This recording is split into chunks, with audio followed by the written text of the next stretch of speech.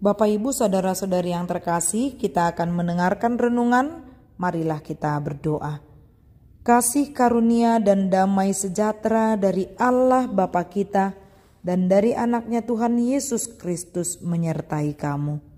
Amin. Firman Tuhan bagi kita tertulis dalam Amsal pasal 15 ayat 25. Rumah orang congkak dirombak Tuhan, tetapi batas tanah seorang janda dijadikannya tetap. Demikian firman Tuhan. Jauhkanlah dirimu dari kecongkakan. Jemaat yang baik hati, mungkin dari antara kita pernah mendengar sepenggal lirik lagu Batak, dikatakan demikian. Molo sinuan hasang dona tubuh. Molo sinuan nadinggan sai nadinggan do natubu manang naro. Artinya jika kita menanam kacang maka tumbuhlah kacang. Jika kita menanam kebaikan maka tumbuhlah kebaikan. Semua memiliki hubungan sebab akibat. Sama seperti yang kita perbuat setiap hari. Apa yang kita tabur itu yang akan kita tuai.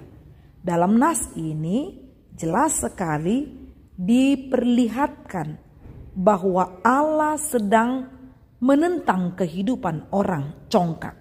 Kita tahu orang congkak ini atau orang sombong, orang yang tinggi hati ini, mereka muncul karena menganggap apa yang ia miliki, baik itu kemampuannya secara intelektual, baik itu dari harta bendanya, baik itu dari paras wajahnya, yang pasti ia menganggap itu semua terjadi hanya karena usahanya saja.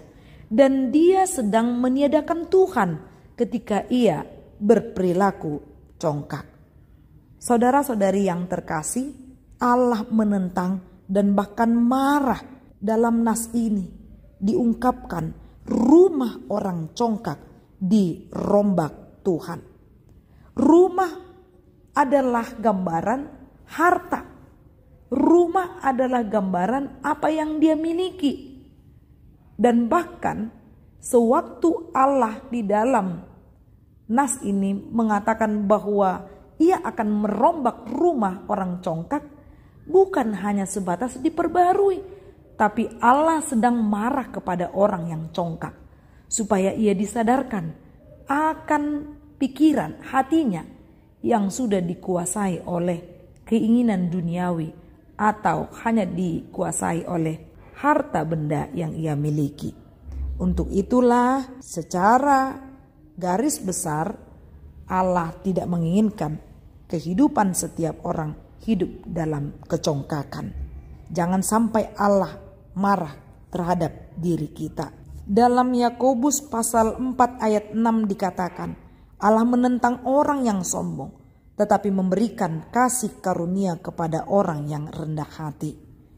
Itu artinya bahwa Allah juga menaruh hati dan memberikan keadilan kepada orang-orang yang terpinggirkan keberadaannya di sesama manusia.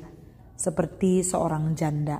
Salomo menggambarkan orang yang rendah hati dalam kepribadian yang ada pada diri seorang janda. Allah memperhatikan apa yang ia butuhkan.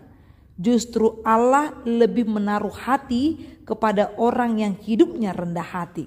Yang rendah hati tentunya ia tahu bahwa semua berasal dari Tuhan. Ia tahu bagaimana mengucap syukur kepada Tuhan. Dan dia tahu bagaimana memakai apa yang ia telah terima dari Tuhan. Hiduplah rendah hati, maka pergaulan kita dengan sesama pun disukai. Orang banyak akan meneladani sikap kita setiap hari. Amin. Marilah kita berdoa. Ya Allah kami yang maha tinggi, terima kasih untuk berkat-Mu yang melimpah dalam hidup kami. Sadarkan kami Tuhan atas segala perbuatan kami yang tidak berkenan di hadapan-Mu. Bentuklah kami menjadi pribadi yang rendah hati, karena segala sesuatu yang kami miliki adalah dari Engkau. Inilah doa kami di dalam nama anak-Mu, Yesus Kristus. Amin.